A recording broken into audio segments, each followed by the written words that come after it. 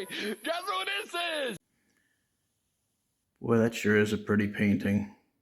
Love that picture. What's up with all this mess?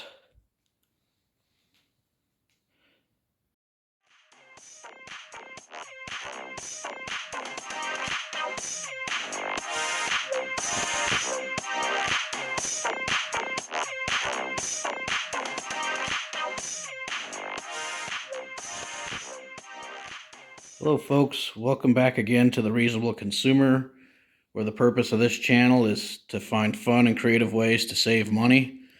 Today we're going to show you how to take a swamp cooler out of dormancy.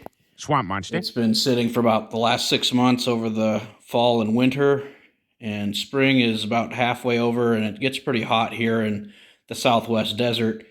So we're going to go ahead and get this swamp cooler moving. I'm going to show you some of the pieces you'll need, or you may not need, depending on the shape of your unit. I have some cooler pads that we got from Home Depot. These are 33-inch by 160, which fits my particular unit. Yours may be different, so make sure that you measure your sizes first on your unit. This stuff is about $40, I think maybe $35 at the Home Depot. For my particular unit, you may have different results, or you may just want to get the single pads. They're kind of like a bluish color. These work the best for my particular setup, so I've just been using these, and it's usually cheaper to buy them this way and cut them yourself. It takes a while. Maybe we'll go outside. Go outside. Ba-ba-ba-uma-mow-mow. Well, a bird. But birds are...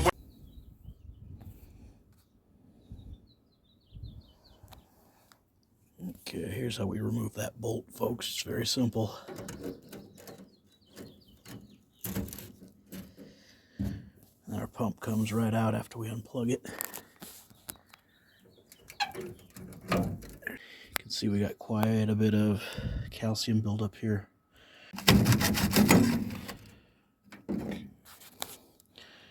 You also may need a pair of needle nose if you have a little hose clamp here for the water exit port.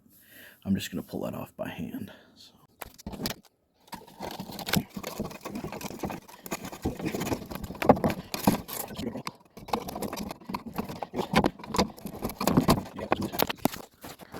This is a 7500. I'm putting an 8500 in. Hopefully it's not too much flow. Okay folks, we're back at it here again. It's been a couple hours. This thing's still drying out. I wanted to show you the inline filter I was telling you about earlier. A couple parts to show you here. So it has a directional flow, and you can see this one has the arrow facing that way. It's kind of hard to see. So that's in, and then this is out. To make sure that you put your Teflon tape on there in a clockwise motion. So I'm just going to take a little bit of Teflon tape, about 3 inches, maybe 4, about 3 is good. You don't want too much, it'll be too tight. Stretch that out a little, not much. And I'm going to actually fold this in half. And then I'm going to put it on the threads, making sure that it's not on the inlet. You can see how that fits pretty nice there. Just make sure it doesn't cover up the hole where the water's coming in.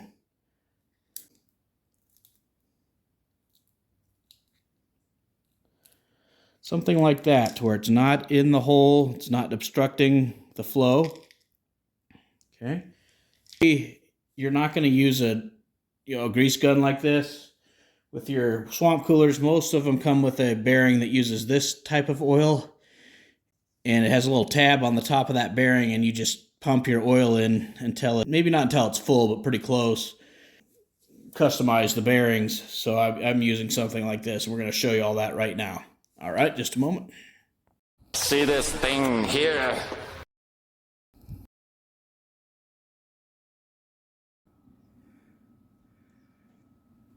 For this bearing, it's not supposed to spin freely in the shaft like that. They're all supposed to spin as one piece. And the little Allen screws are frozen solid, so I'm going to replace this bearing and show you how to do that later on. Okay. So we've got some work to do on this one. I'm going to go ahead and cut that with a special cutting tool and attach it to the new brass fitting that we have installed here. Just a moment here. And that noise is my neighbor's pool pump. It sounds like a very angry pit bull. Okay, so I'm going to try and show you this.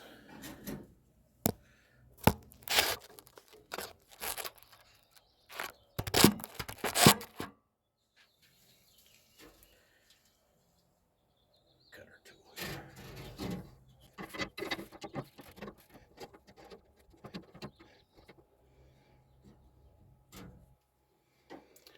So this is a very good cutter tool for copper tubing.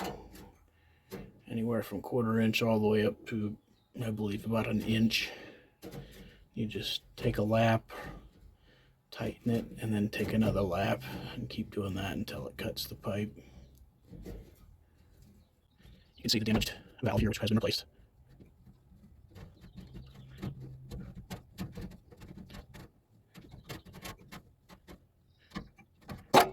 Use one of these, which is a 2-piece with a little collar and then a bracket to strengthen it. There's our little water setup here to feed the cooler. We're going to go ahead and put some Teflon on that fitting. We don't want it to leak on us. Just using about 2.5 inches.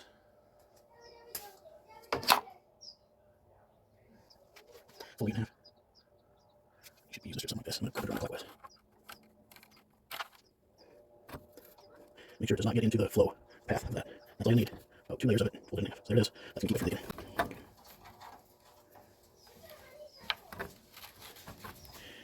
Please forgive the noise in the background. It's my neighbor's kid, grandkid.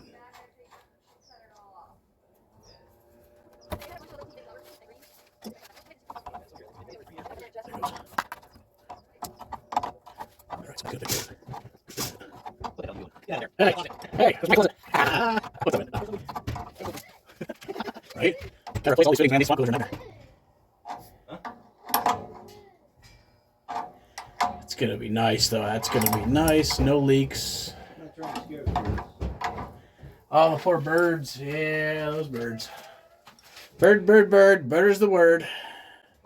Bird, bird, bird, bird. The bird's a word.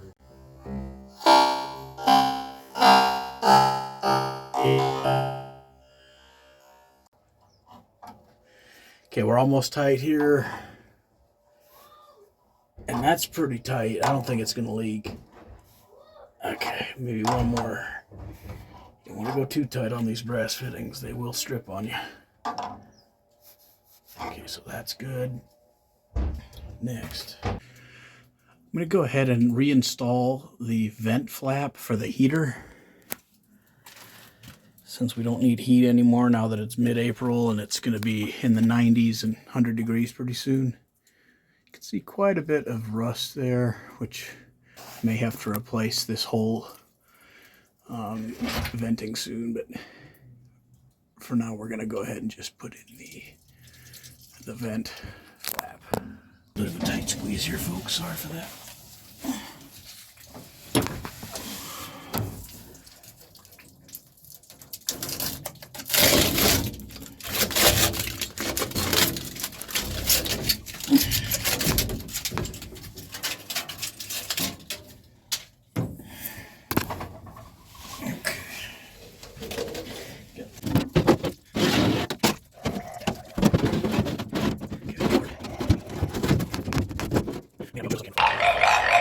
We're back again. We're going to go ahead and paint this cooler. I am still waiting for the submarine cooler coat for the bottom that holds the water in, but we're going to go ahead and paint this cooler. After all the prep work, we've rinsed it off several times. Already got the vent switched. I replaced that little valve that I showed you. That was it's basically a pierce valve into the main line there, and that runs to the 1/4-inch tubing. So now we're going to go ahead and shake this can for 2 minutes and spray between 6 and 8 inches away, which is what the directions say. And it does say that multiple light coats are better than one heavy coat. So we're going to do that, put our mask on, and we'll show you that.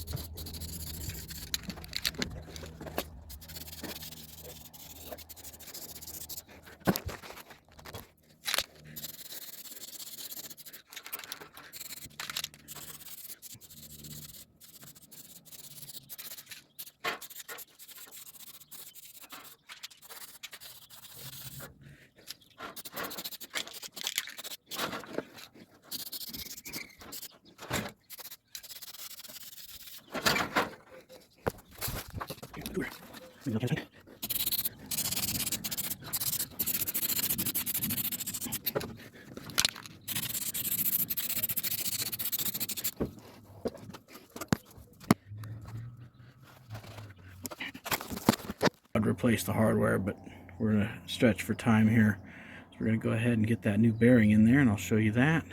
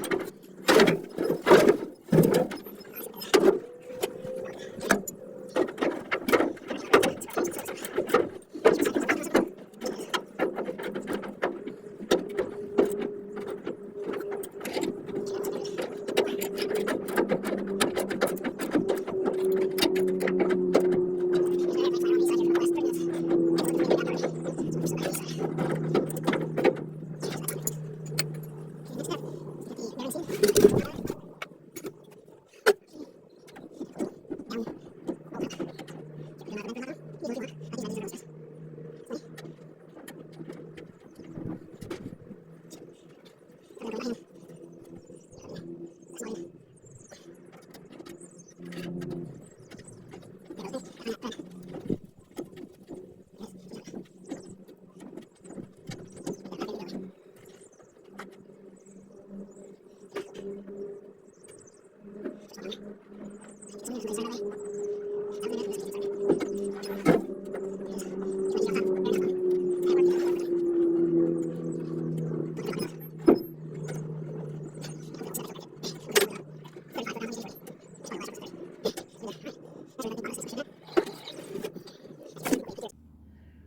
going to show you the painting of the next step.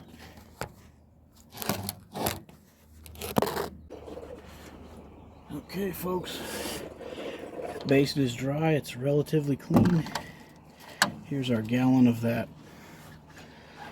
good old submarine coat. We're going to go ahead and coat this thing now. So I'm going to show you that real quick.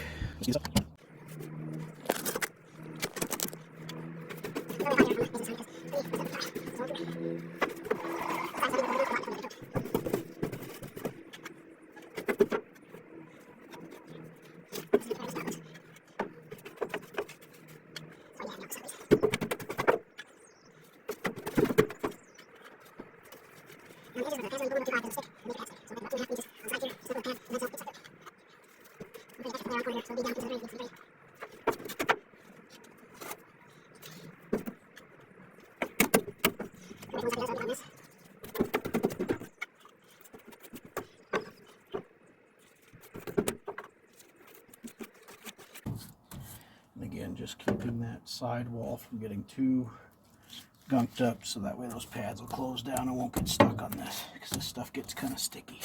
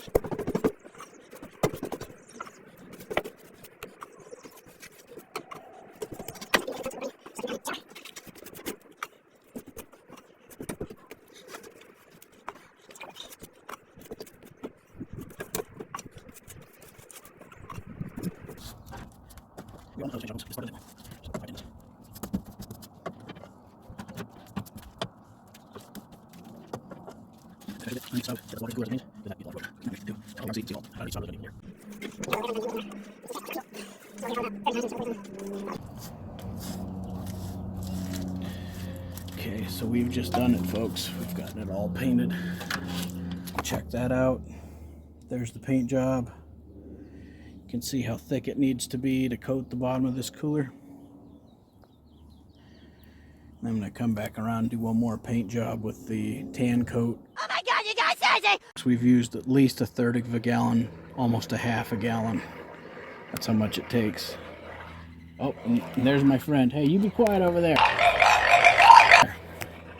Be quiet. Hey everybody, so we're back inside. We're at the tail end of this journey. We're going to cut up the cooler pads. And I think 2 of them are already cut, so it should be pretty easy. And this is what it takes to get a swamp cooler up and running. And this isn't even all the steps. I mean, if the motor was bad, I'd have to replace that, which when I go to fire it up here on the next video, we'll see about that. Also, you got the little, they're called spider tubes on the top that feed the top of the pads. If those are clogged, you got to replace those. So there's other steps that could have happened here. But we're going to go ahead and look at the pads, see if we can make sure they're all cut to size. And then we'll go with that. We'll call it a day. All right, so here we go.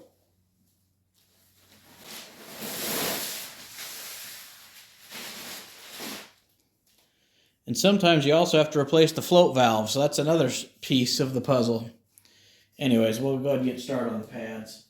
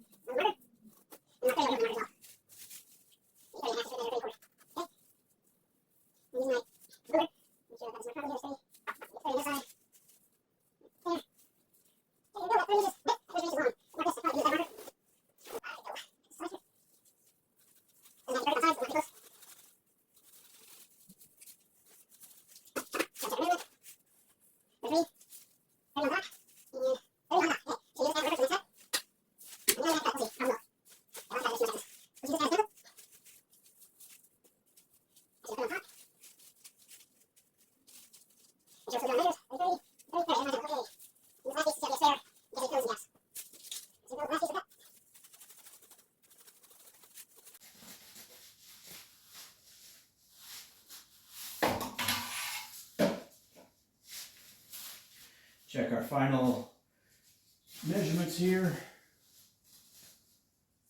30 and a half, a little long, but that's okay. And 30 and a quarter, which is fine. Okay, so the pads are all cut. I'm going to put the pads in and I'm going to install the cooler pump.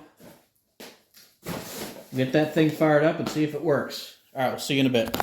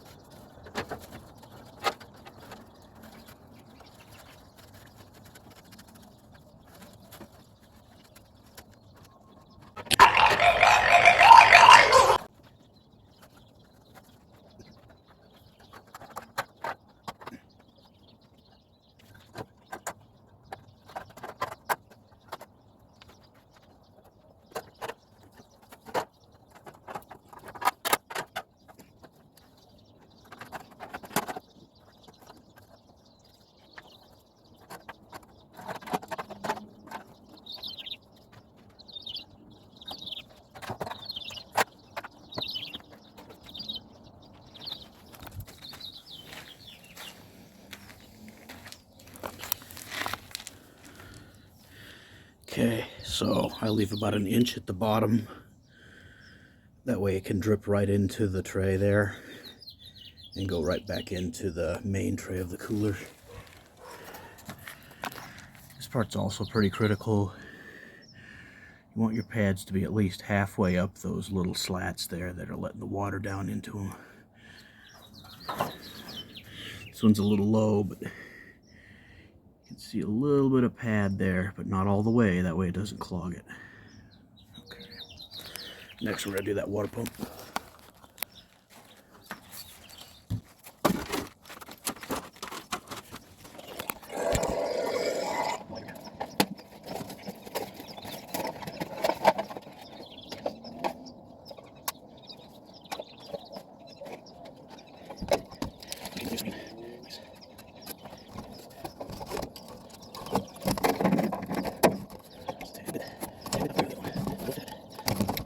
Normally we'd put the screw in. Normally this screw goes in there, but this is pried in there pretty good, so it's not going anywhere.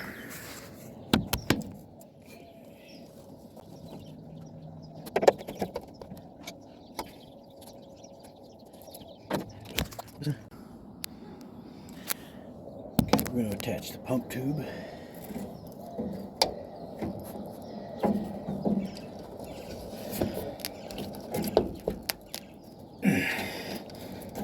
Make sure it gets all the way on there.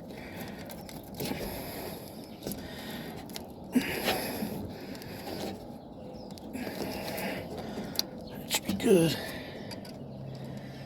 Okay.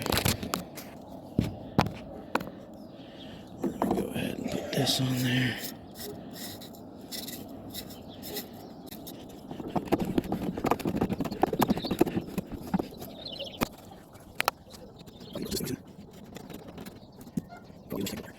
Alright, we're going to fill it up with water and see if it's pumping water and see if that motor works.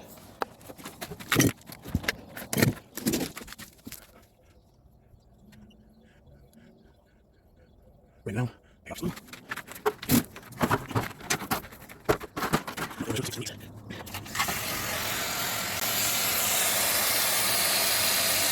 going to let that fill up. I'm going to test this thing out, guys. Yeah, that's about where you want your water line. about a 1/4 inch below the drain pipe. It's still filling here, but it's almost, you can see it's not going to go that much higher on your float pump. It's about another 1/8 of an inch. So we're going to turn on the cooler now and see if the pump works. Let's see if these emitter tubes are going to be clogged up or not. And there we have it, all running smooth. New bearing. Looks like all 6 of those jets are pumping. Now all we got to do is put our pads back on. We'll make sure that we're not leaking here, and we're not.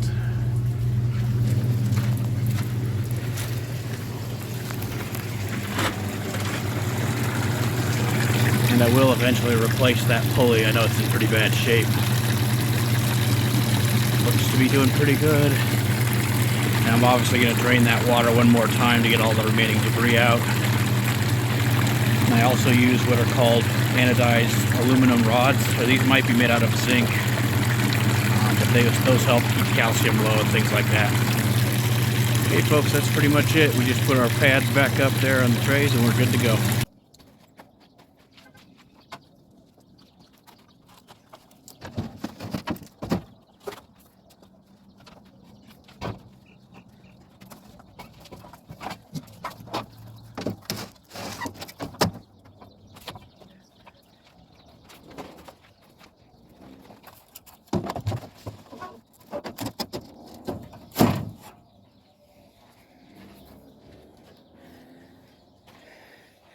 And that's a wrap, folks.